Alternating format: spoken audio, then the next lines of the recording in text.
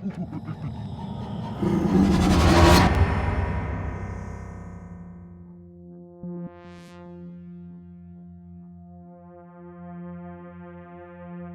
अस्सलाम वालेकुम गाइस, मेरा नाम है Kashu. Welcome to my channel scary night stories Urdu. तो गाइस, आज की स्टोरी बहुत ही क्रीपी होने वाली है। जी हाँ, बहुत ही हॉरर होने वाली है। और गाइस, आज की जो स्टोरी मैं आप लोगों को सुनाने वाला हूँ, ये मुझे अलीगुल नाम के एक बंदे ने जंपीर से सेंड की है। तो बिना किसी वेस्ट किए टाइम इस कहानी को शुरू करते हैं। लेकिन प्लीज गाइस, आगे बढ़ने से पहले मेरे चैनल को सब्सक्राइब करें और साथ में बेल आइकन को प्रेस कर ले, ताकि सबसे पहले मेरी वीडियो आपके पास पहुंचे। तो गाइस, अब मैं अलीगुल के पॉइंट ऑफ व्यू से आपको ये कहानी सुनाऊंगा। तो चलिए इस कहानी को शुरू करते हैं।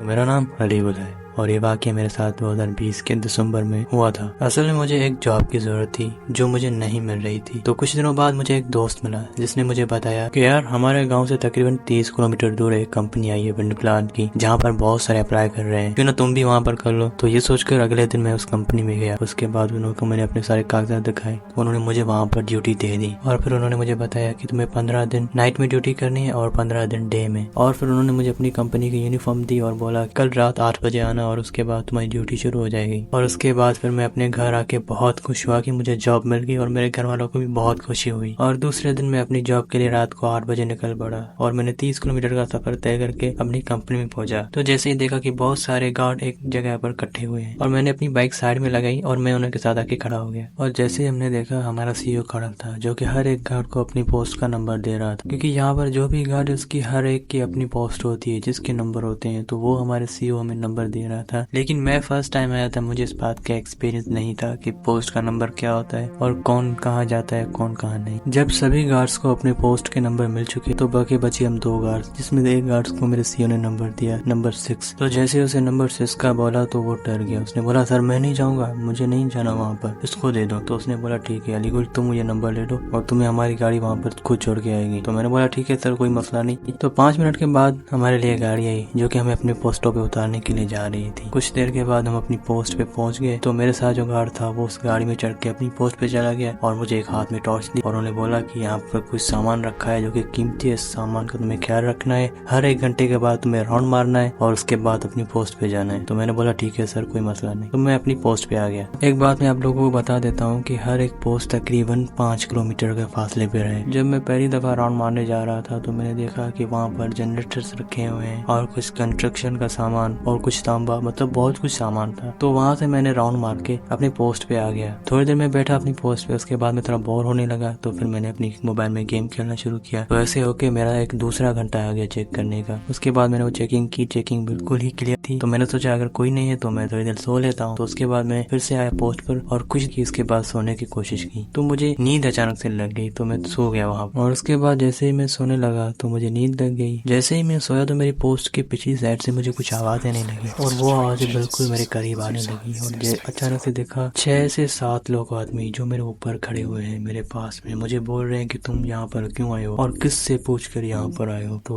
उन्होंने से एक बूढ़ा आदमी बाहर निकला। तो वो अचानक से मुझे पीटने लगा, इतना मुझे मारा, जितना हो सका उतना मुझे मारा। और मुझे वो फील भी आ रही थी कि मैं सच में मुझे कोई मार रहा है। मैंने पूछा तुम लोग कौन हो, क्यों मुझे मार रहे हो, मैं तो अपनी ड्यूटी देने आया हूँ। तो उन्होंने बोला कि तुम जहाँ पर सो रहे हो वहाँ पर हमारा कब्रिस्तान है और आज के बाद फिर हम तुम्हें यहाँ देखेंगे तो मार देंगे। तो अचानक से मैं नींद में से उठा और देखा कि रात के 2 बज रहे हैं और मैं बहुत ही खौफ में चला गया। और एकदम से मैंने उठा, अपनी टॉर्च उठाई और जब मैंने पिछली साइड देखा तो मेरे पैरों के नीचे से जमीन चली गई। वहाँ पर एक खौफनाक कब्रिस्तान था, लेकिन मैं मजबूर था, ये जॉब छोड़ भी तो नहीं सकता था। और रात के 2 बजे मैं किसको बोलता। तो 3 घंटे थे सुबह में। तो मैंने सोचा जल्दी सुबह हो जाए कि अपने सीईओ से बात करूं कि सर मुझे कल से वहाँ पर ड्यूटी मत देना। और तभी मुझे पता चला कि वो गार्ड जिसको सीईओ दे रहा था 6 नंबर, उसने नहीं दिया और उसके साफ साफ चेहरे पे खौफ नजर आ रहा था। तो शायद उसके साथ ये वाकया हुआ, तभी से वो यहाँ पर नहीं है। लेकिन मैं फिर भी ये जॉब छोड़ना नहीं चाहता था। मैंने सोचा कि मैं अपने साथ कोई और गार्ड हायर कर लेता हूँ। और सुबह हुई, मैं अपने सीईओ के पास गया, उसे बोला सर मेरे साथ कल रात ये वाकया हुआ है और मैं अकेला ये जॉब नहीं कर सकता, तो प्लीज अगर हो सके तो मुझे कोई गार्ड दे दो जो कि मेरे साथ। फिर मेरे सीईओ ने बोला अच्छा तुम्हारे साथ भी कोई वाकया हुआ है क्या। मैंने बोला जी हाँ सर मेरे साथ हुआ है। तो उसने उसने बोला अच्छा तो उसके साथ भी हुआ था जिसको मैंने कल रात 6 नंबर दिया लेकिन उसने नहीं उठाया। तो मैंने बोला जी हाँ सर, वो अपनी जगह पे सही था। उसके बाद मेरे सीईओ बोलने लगे कि ठीक है, कल से मैं तुम्हें एक दूसरा गार्ड भी दूंगा और तुम दोनों पोस्ट सही से चेक करना और कल से मुझे शिकायत नहीं आनी चाहिए। अब लोग तुम 2 गार्ड हो गए, ठीक है, अभी तुम जाओ घर और कल आना, ठीक है। तो ये सर ने मुझे बोला। उसके बाद मैं दूसरे दिन फिर से आया अपनी कंपनी में और सीईओ ने मुझे बुलाया और एक गार्ड दिखाया जिसका नाम रिजवान था। उसने बोला ये था तुम्हारा रहेगा और तुम दोनों सही से पोस्ट चेक करते रहना, तो अभी तुम लोग जाओ। तो हम वहाँ से निकल आए और हम अपनी पोस्ट पे पहुंचे और उसके बाद हम वहाँ पे बातें चीतें करने लगे और बहुत सारे गपशप किया। लेकिन मेरे साथ हुआ वाकया मैंने उसे नहीं बताया, क्योंकि अगर मैं उसे बताता तो वो बहुत सारा डर जाता। उसी वजह से उसको मैंने ये बातें नहीं बताई, ना ही डरावनी बातें मैंने करना सही समझा। और वैसे भी उसके मुंह पे मुझे पहले ही खौफ नजर आ रहा था। बहुत सारी बातें की। उसके बाद मैंने बोला रिजवान अब एक काम करो, 2-3 घंटे तुम चेकअप करना, कुछ घंटे में सो लूंगा, उसके बाद तुम्हारे लिए भी मैं 2-3 घंटे चेकअप करूंगा, फिर तुम सो लेना। तो उसने बोला ठीक है, पहले तुम सो जाओ, मैं चेकअप करता हूँ। उसके बाद थोड़ी देर मैंने मोबाइल चलाया और टाइम देखा 11:30 बज रहे थे, तो मैं सो गया। मेरे ख्याल से अभी 2 घंटे भी नहीं हुए होंगे तभी एक चीख मैंने सुनी और वो चीख रिजवान की थी। और एकदम से मैंने मोबाइल उठाया और उसकी टॉर्च मैंने जलाई और वहाँ पर मैं भागता हुआ गया रिजवान के पास। तो जैसे ही मैंने पिछली साइड देखा कि रिजवान की जो टॉर्च है वो दूर पड़ी हुई है और रिजवान नजर नहीं आ रहा। और मैं दौड़ता हुआ गया तो वहाँ पर जो कब्रिस्तान मैंने आपको बताया था, उस कब्रिस्तान की एक कब्र थी जिसके पास में रिजवान बेहोश पड़ा था। और अचानक से मैंने रिजवान को उठाया और उस पोस्ट पे लेकर आया और रिजवान को मैंने उठाने की कोशिश की, लेकिन रिजवान मानो बेहोश था, होश में बिल्कुल भी नहीं था। और थोड़ी देर बाद मैं रिजवान का वेट कर रहा था ताकि वो होश में आए, तो अचानक से उसी कब्रिस्तान से खौफनाक किसी औरत की चीखें आने लगी मुझे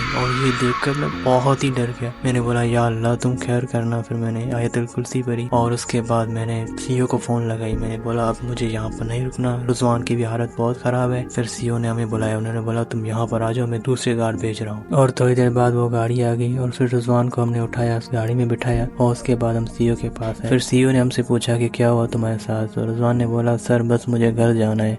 मानो उसने कुछ सर से बोला ही नहीं, उसने बोला सर मुझे बस घर जाना है, मुझे अपने घर छोड़ लो। और रिजवान की ये हालत सीईओ ने देखकर रिजवान के फादर को सीईओ ने फोन की कि यहाँ पर आओ, रिजवान को पता नहीं क्या हो गया। और उसके बाद रिजवान के फादर आए और रिजवान के फादर ने हमसे पूछा कि आप लोगों के साथ क्या हुआ। तो मैंने उसे बताया कि पता नहीं, अचानक से मैंने देखा रिजवान की चीखें हुई और मैं जैसे ही गया रिजवान बेहोश पड़ा था। उसके बाद मैंने रिजवान के फादर से उसका नंबर लिया और फिर वो चले गए। फिर उन दोनों के बाद रिजवान से मेरी मुलाकात हुई और रिजवान से मैंने पूछा कि तुम्हारे साथ उस रात को क्या हुआ। तो रिजवान ने मुझे सारी बात तसल्ली से बताई कि जब तुम सो रहे थे तब मुझे बहुत तेज बाथरूम आया। जैसे ही मैं बाथरूम करके उठा तो मुझे पीछे से एक अजीब सी आवाज सुनाई दी। जैसे ही मैंने पीछे मुड़ के देखा बहुत खूब अंधेरा था, कुछ नजर नहीं आ रहा था। उसके बाद मेरे हाथ में जो टॉर्च थी मैंने वो जलाई और वहां आने लगा। मैंने समझा कोई चोर वोर होगा, तो देखा कि एक काली लिबास में लिटा हुआ एक आदमी खड़ा हुआ है जिसका सर नीचे था। तो मैंने उसे बोला कौन हो तुम, कहीं चोरी तो नहीं करने आए हो। लेकिन उसका जवाब कोई भी नहीं आया और वो तेजी से मेरी तरफ बढ़ने लगा और ऐसे करके मैं पीछे भागने लगा। और जैसे मैं भागने लगा तो एक कब्र आई जिससे मैं टकरा कर नीचे गिर और मैं बेहोश हो गया। उसके बाद मुझे पता नहीं क्या हुआ क्या नहीं, बस मेरी तबीयत खराब रहती है, नासाज रहती है। और ये सब रिजवान ने अपने मुंह से बोला। उसके बाद वो मुझे नहीं मिला और फिर 2 महीनों के बाद मैंने रिजवान के पापा को फोन की कि रिजवान से मेरी बात कराओ। तो उसने बोला बेटा रिजवान की तबीयत बहुत ही खराब है और रिजवान उल्टी सीधी हरकतें कर रहा है। जब से रिजवान के साथ ये वाकया हुआ है उसके बाद आज तक रिजवान की तबीयत खराब ही रहती है। वो अकेला रहता है, ना घर वालों से बात करता है, ना किसी से भी नहीं, अपने आप में बस बैठा रहता है। और एक दफा तो उसने अपना पेशाब ही पी लिया और घर में बहुत उल्टी सीधी ज्यादा हरकतें करने लगा। और उसके बाद हम इसको मौलवी के पास लेकर गए, उसको दिखाया तो मौलवी साहब ने बोला कि इसके ऊपर जिन्नात का साया है जो कि बहुत ही खतरनाक है, क्योंकि इसने कब्रिस्तान के अंदर जाके पेशाब किया तो उसकी वजह से खौफनाक चुड़ैल इसके अंदर घुस चुकी है जो कि बहुत ही खतरनाक है। और आप इसका ध्यान रखना, इसको कभी भी अकेले मत छोड़ना वरना से वो मार देगी। और ये सब बातें मुझे रिजवान के बाबा ने बताई और आज तकरीबन इस वाक़े को 4 साल होने वाले हैं, लेकिन आज तक ये वाक़या मैं नहीं भूल पाया। इतना